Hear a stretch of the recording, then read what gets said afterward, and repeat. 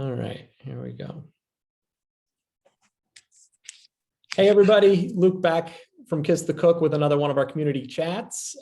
You may or may not know May is National BBQ Month, so we wanted to sit down with Jason from Black Diamond BBQ. Jason, thanks for taking the time to join us today. Thank you for the invite. And why don't we just start with a quick oral history of Black Diamond BBQ. I know you guys have a restaurant in Morrisville, but I feel like you've been around a lot longer than that. Sure. Yeah, we actually started as a catering company in 2004, and then did primarily just catering and then some vending at farmers markets, and then became just at the Stowe Farmers Market and catering. Then we opened a restaurant 4 years ago.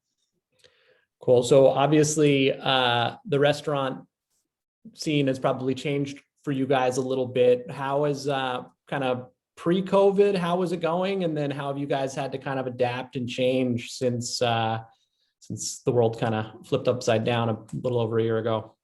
Pre-COVID, the restaurant was really starting to take off. It was our third year. It was the first year that Vail had really instituted some changes at the mountain. So a lot more people were coming to town. We were having a fantastic winter, our best winter ever at the restaurant, and we were doing a lot of catering. And then basically overnight, that all changed. We had 4 events the weekend that everything got shut down, booked. And so we basically had to pivot. We pivoted immediately. Everything was shut down on a Saturday. We worked Sunday and Monday to figure out a to-go system, change our menu, and starting to figure out the paper product situation and everything we had to do to make it work. Change our voicemail system, change our computer system, all the social media, and then basically the way our line was set up so that we could put food into to-go containers and continue to operate. And then we actually ended up adding on days during the main shutdown and trying to offer anything we could. At one point, we were even selling groceries and packages that might have, like, a chicken, and then everything to make a chicken dinner, and then everything to make a soup, and then everything to make like chocolate chip cookies. And we were selling those in packages. We were bringing in big sides, or not sides of beef, but big cuts of beef, and cutting steaks, selling steaks, basically anything we could do to keep our staff here, and keep them employed, and then feed as many people as we could around here. We actually did really well with the takeout. We also would bring meals to Copley Hospital for the frontline workers. And now we're in a very interesting transition period because we have built this big to-go business, but we can't operate the restaurant if to-go business is taking up half of the kitchen. Yeah. So how's that? Did you guys have to deal with that last summer, or did you just stay in kind of takeout mode through the summer? And then how are you kind of managing that now? We have been in takeout mode since shutdown. We have not opened up the restaurant yet. This weekend will be our first nice weekend where we have table service outside only. So as of right now, our table service will be weather permitting, but we're under construction. We're putting in 2 new outdoor covered seating areas at the restaurant. Okay. And what about the takeout business? How are you guys going to try and kind of trudge forward with that too and do both things, or? Oh yeah, absolutely. Absolutely. We're like one of the very few people that actually bring food to the car.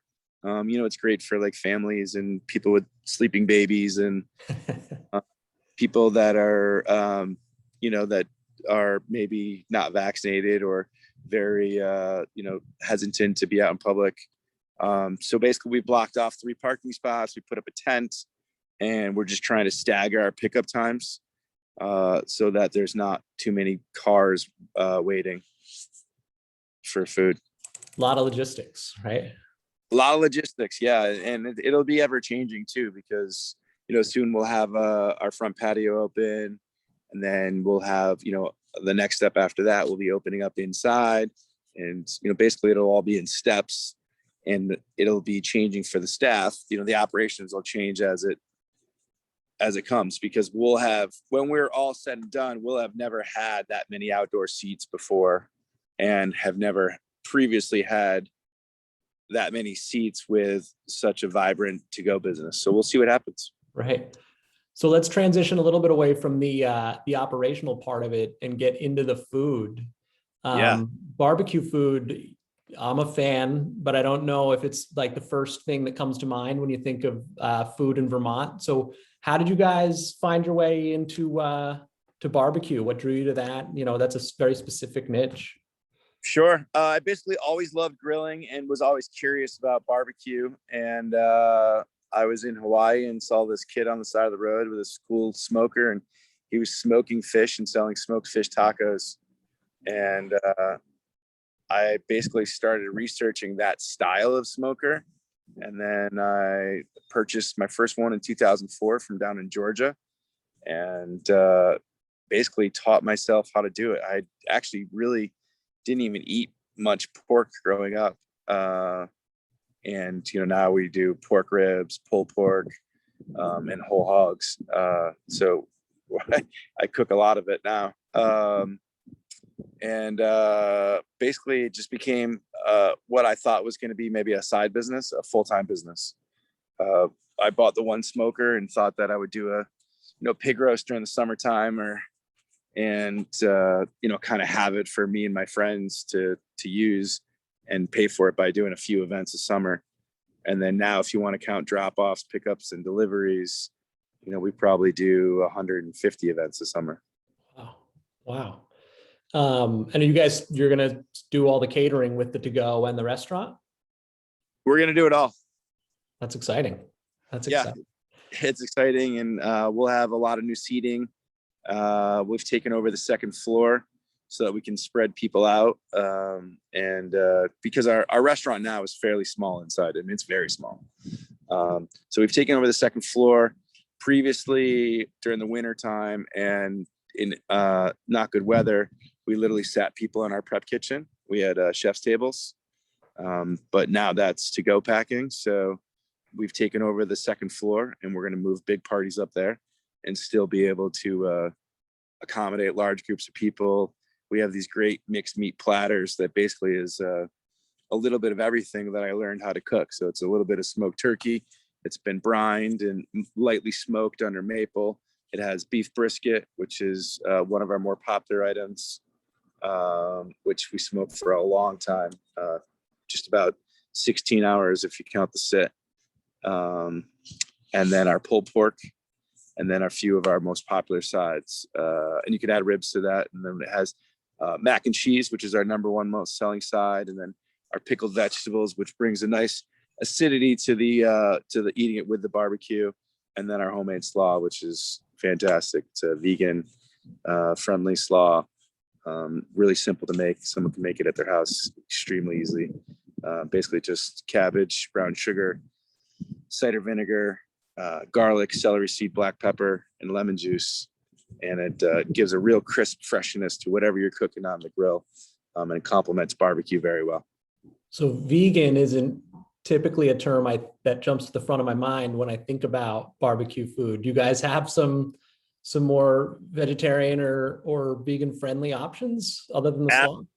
Yeah, I mean, being in Vermont, ever since we started catering, there was always that ask for vegetarians and vegans, and I have a lot of friends that are that live that lifestyle, and so we just came up with a few items, and basically I can't even tell you how many times I've done a big event or a wedding, and a vegetarian or a vegan will come up to me and thank us for actually putting together a meal for them, where a lot of times it's just an afterthought and a couple sides put on a plate. Right. Yeah, that's great. Here we're known for our veggie burger. Well, it's vegan friendly, so it's a veggie burger. It's got about 20 ingredients in it. It's fantastic. And it's served on local focaccia from Tucson's Bakery. And then it has heirloom tomatoes and lettuce and pickled vegetables. It's a real nice veggie burger. Sounds awesome. All right. So it sounds to me like you guys have a pretty busy weekend coming up. It sounds like you're spinning a lot of plates. So I don't want to take up too much of your time. So I'll let you go on one more question. And this might not be a fair question, but do you have a favorite meal on the menu? Like if I'm coming there to get something to eat, what would be your recommendation or your favorite item? Do you have one? My favorite, I have two. Okay, so I grew up in upstate New York, and my dad had stores in Buffalo, so I grew up a buffalo wing fan or a chicken wing fan, and I think that we do, probably some of the best chicken wings around. Our chicken wings are free range, all natural, big wings. There's only about 8 of them in a pound, and we marinate them, and then we smoke them, and then we chill them, and then we bring them back in a flash fryer. So you still get the tenderness and smoky flavor of a barbecued wing, but the crispiness of a traditional fried wing. And then we have 5 homemade sauces, all made from scratch, that we toss them in, and then we make homemade blue cheese from scratch, and then obviously the celery. So that's one of my favorites. We've won in the Stowe Waterbury area. We have won best wings in the area 3 years in a row. So that's one of my favorites. And then my favorite sandwich is the turkey club. We do a fantastic turkey club. It's on that same focaccia from Tucson's Bakehouse in Jeffersonville. Our beautifully brined and then gently smoked turkey, sliced local bacon from North Country Smokehouse, heirloom tomatoes, mixed greens from Naked Acre Farms, and then a homemade roasted garlic aioli. So it's a little combination of traditional sandwich with our barbecue twist on it with the smoked turkey. Wow. Okay. I think that's a good place for us to stop before I start drooling. All right. I appreciate you taking the time to talk to us today, and good luck. It sounds like you guys have a busy but exciting summer coming up. We have a very busy and very exciting and summer, and we really hope to see people out there and get down your way and see what great items you have for grilling and outdoor cooking. Cool. Thanks, Jason. We'll talk to you soon. All right. Thanks, man. All right. See ya.